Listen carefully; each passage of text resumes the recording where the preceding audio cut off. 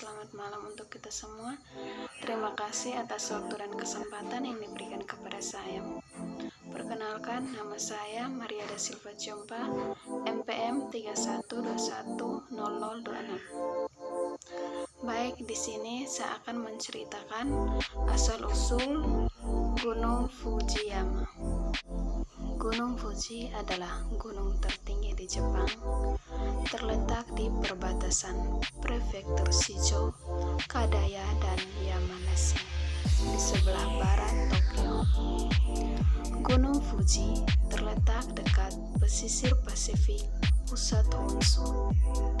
Fuji juga dikelilingi oleh 3 kota, yakni Kotemba bagian timur, Fuji Yoshida bagian utara, Fujinomiya bagian barat daya.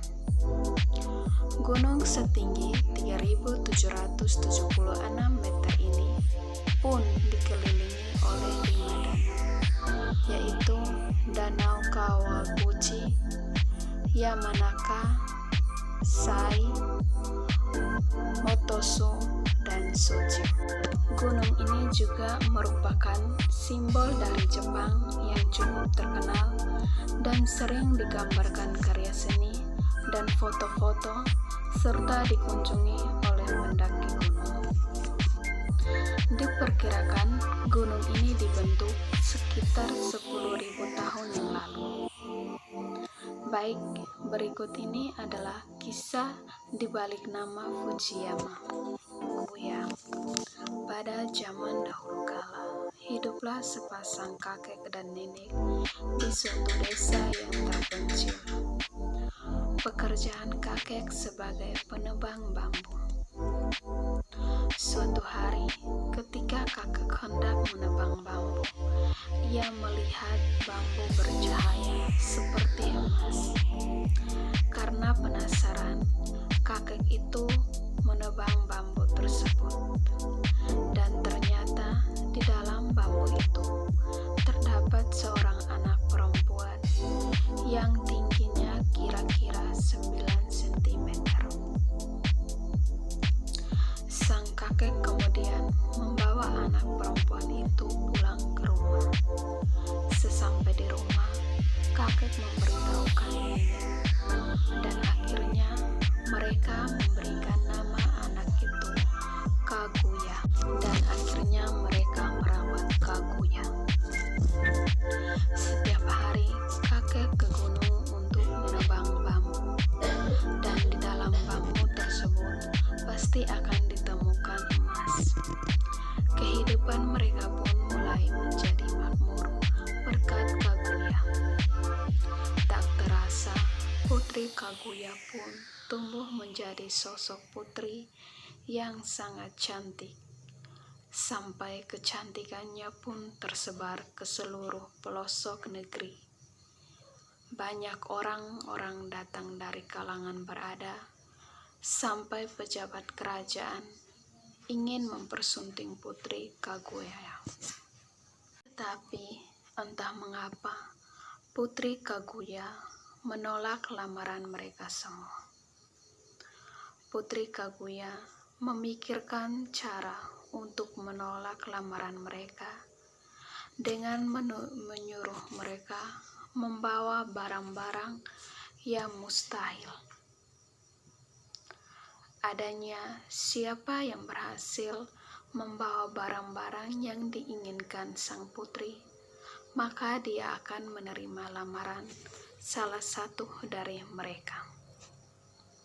Barang-barang tersebut diantaranya mangkok suci Buddha, kalung yang terbuat dari mata naga, kipas bercahaya, dan lain-lainnya.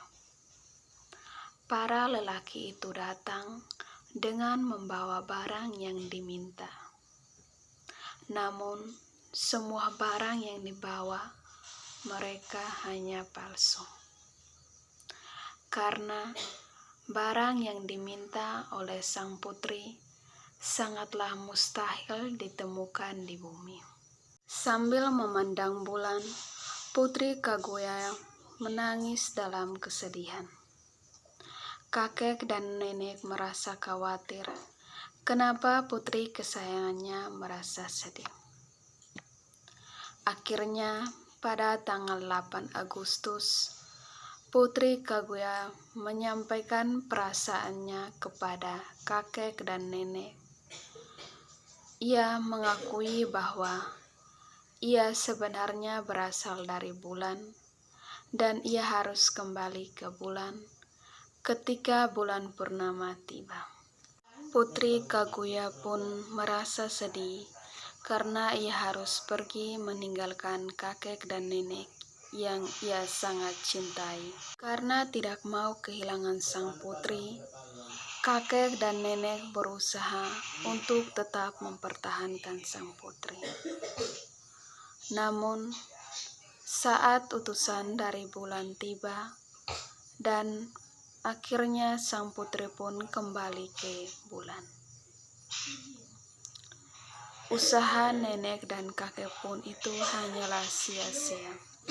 Sebagai kenang-kenangan dan tanda terima kasih, Putri Kaguya memberikan Fushi no Kosuri atau obat hidup kekal kepada kakek dan nenek.